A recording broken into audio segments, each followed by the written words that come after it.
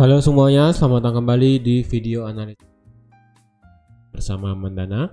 Ini adalah analisa harian XAU USD pada hari ini tanggal 24 Mei 2023. Seperti biasa, jika teman-teman suka dengan videonya, teman-teman jangan lupa like dulu videonya, subscribe bagi belum subscribe, hidupkan lonceng dan di-share sekiranya memerlukan analisa harian di XAU USD pada.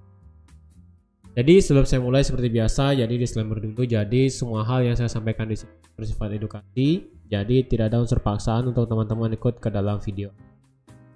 Jadi segala open posisi trading itu kembali lagi menjadi tanggung jawab pribadi teman-teman sendiri. Intinya di sini kita itu sama-sama belajar bagaimana memprediksi arah pergerakan market supaya yang kita inginkan yaitu kita bisa sama-sama menghasilkan profit di XAU USD pada kesempatan kali. Oke, langsung aja untuk kita lihat yang kemarin. Ya, jadi ini merupakan hasil analisa yang kemarin. Jadi siapa di sini yang sudah ambil buy di sekitaran area demand dari 1960 sampai di 1950. Jadi siapapun yang ambil buy di sekitaran area ini, yang dimana kemarin sudah saya prediksikan, yaitu harga akan turun sampai ke area demand lagi. Dan jika ada kesempatan, teman-teman bisa ambil buy posisi dengan target maksimal sampai di 1980. Dan sekarang teman-teman sudah running profit. Dan yang sudah dari hari Senin kemarin yang ambil posisi sell di sini, yang ambil posisi sell di area 1980 dengan target di 1960, teman-teman sudah TP, ya. Teman-teman sudah TP dan langsung switch ambil posisi buy dengan target di 1980, teman-teman sekarang sudah running profit. Dan teman-teman mau keluar silahkan, mau di SL plus, mau set BEP terserah, ya. Atau teman-teman mau keluar setengah terserah, karena sekarang teman-teman sudah running profit lumayan. Karena kalau dilihat dari teman-teman misalnya open di 1955, teman-teman itu maksimal kemarin profitnya sudah mencapai 200 pip lebih.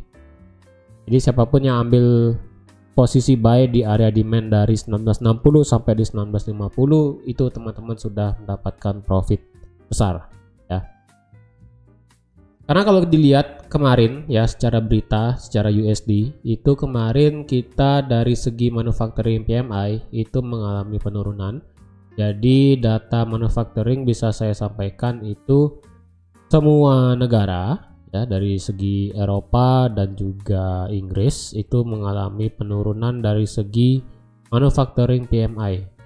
Ya, plus manufacturing PMI dari Euro, Pound dan juga USD itu sama-sama mengalami penurunan. Untuk dari USD sendiri penurunannya cukup lumayan ya, walaupun tidak begitu jauh tapi ya berasa lah ya, dari 50,2 drop ke 48,5. Lumayan itu penurunannya. Tetapi ini berbanding terbalik dengan apa yang terjadi dengan Flash Services PMI.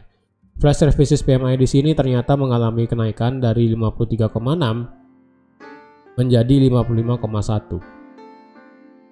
Dan kalau kita lihat ini beritanya keluarkan di jam 9.45.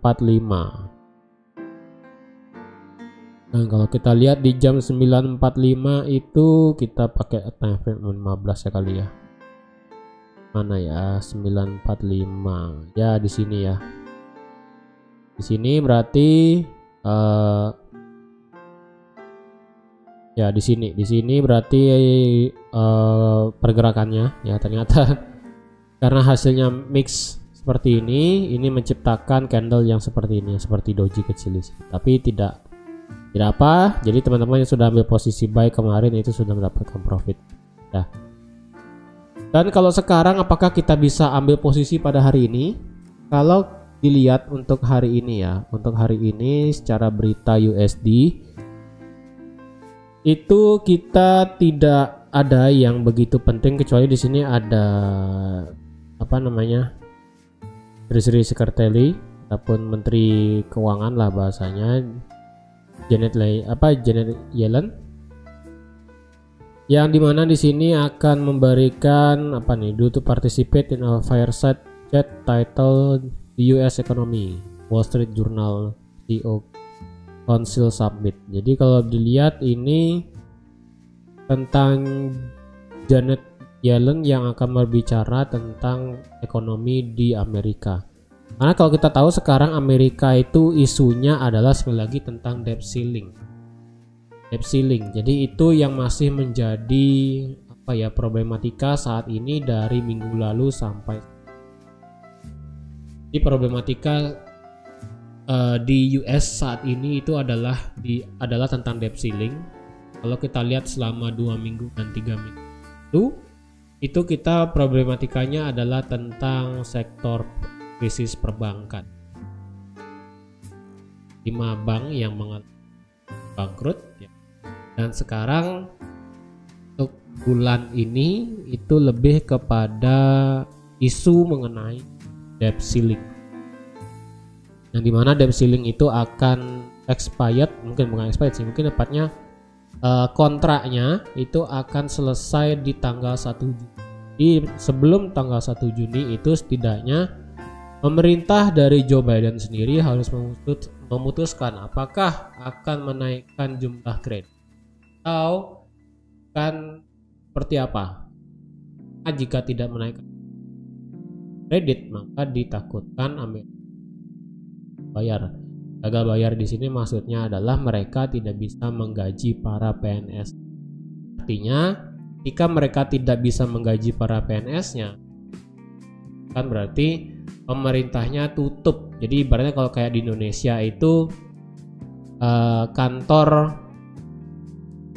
presiden lah bahasanya, kantor presiden, kantor dan lain-lainnya itu pokoknya kantor tentang pemerintahan itu ditutup karena pemerintah tidak mampu bayar pegawainya. Sebenarnya sih bukan kejadian pertama sih ya sebenarnya untuk dalam hal gagal bayar. Gagal bayar di sini maksudnya gagal bayar dalam artian gagal bayar ininya PNS-nya. Sebenarnya pernah sih kemarin itu tahun berapa ya saya lupa itu.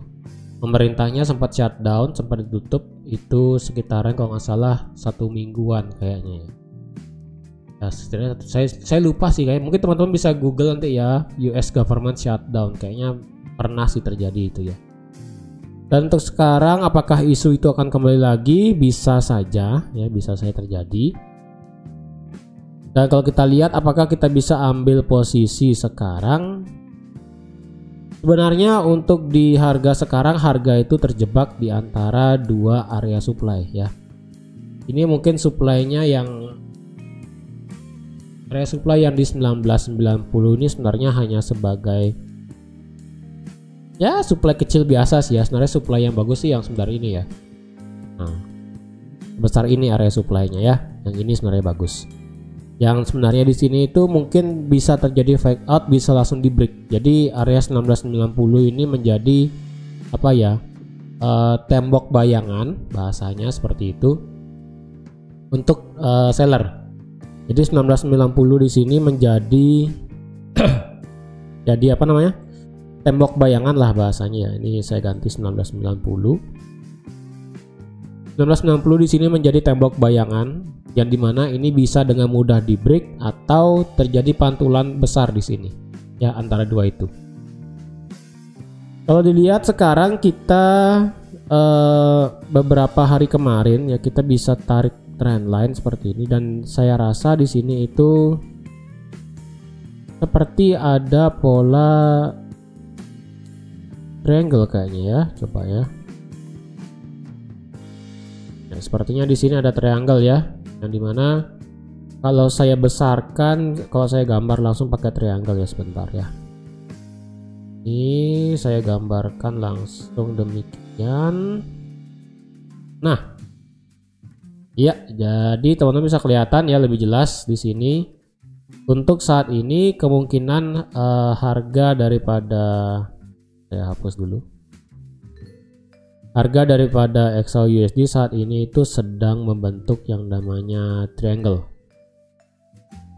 Ini lebih dikatakan kalau teman-teman ini berpatokan sebagai bearish pennant, saya rasa sih karena ini terlalu besar ya, range-nya terlalu besar. Mungkin lebih cocok ini saya sebutnya sebagai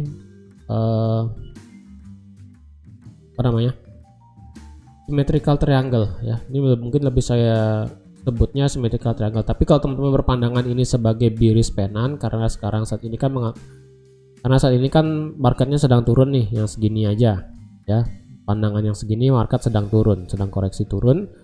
Dan jika teman-teman berpandangan sebagai bearish pennant juga it's okay ya, karena perbedaan antara bearish pennant dan juga symmetrical triangle itu beda tipis ya, beda tipis karena perlu dilihat daripada pantulan di dalam area segitiganya ini. Karena sekarang ini pantulannya hanya baru 2 ya, yang dimana di sini pantulan 1, di sini pantulan 2, yang dimana kalau kita lihat secara teori ya, secara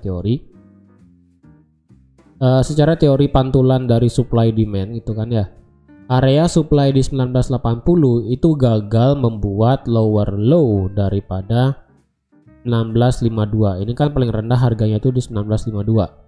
Pantulan 1980 gagal membuat lower low dari 1952. Maka kemungkinan harga itu bisa saja bergerak lagi naik ke sini.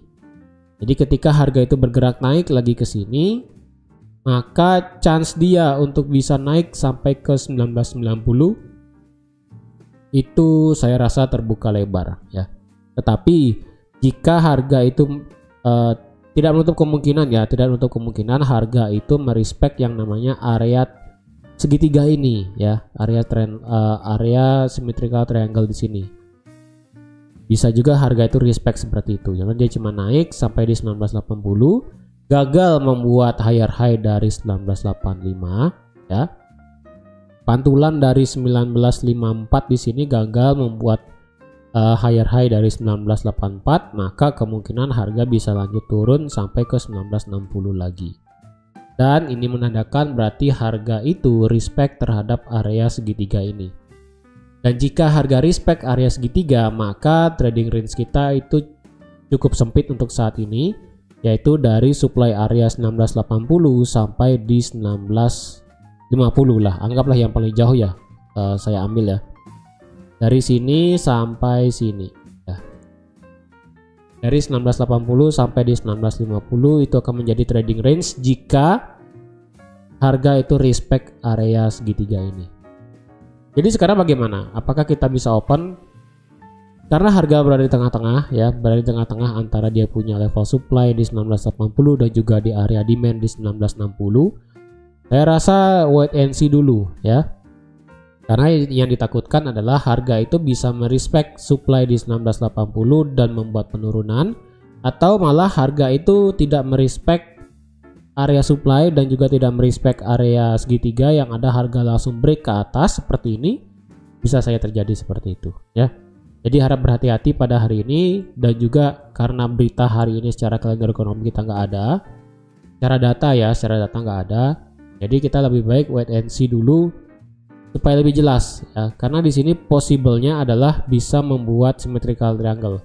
Nah, jika ada symmetrical triangle seperti ini, kita harus menunggu salah satu garis itu di break, entah dia break ke atas atau dia break ke bawah ya. Kita harus tunggu lebih baik. Oke. Jadi sabar dulu, wait and see dulu, jangan langsung gegabah open posisi ya, karena setidaknya kemarin teman-teman sudah running profit 2 kali ya. Dari hari Senin teman-teman sudah profit sell, dan dari hari Selasa kemarin teman-teman sudah profit buy. Jadi sekarang untuk per hari ini saya rasa teman-teman wait and see dulu ya, jangan langsung memaksakan open market dulu. Jadi mungkin besok jika ada lebih jelas pergerakan marketnya seperti apa, besok nanti akan saya update lagi untuk analisa XAUUSD. Oke, jadi teman-teman sekian aja untuk analisa XAUUSD pada hari ini.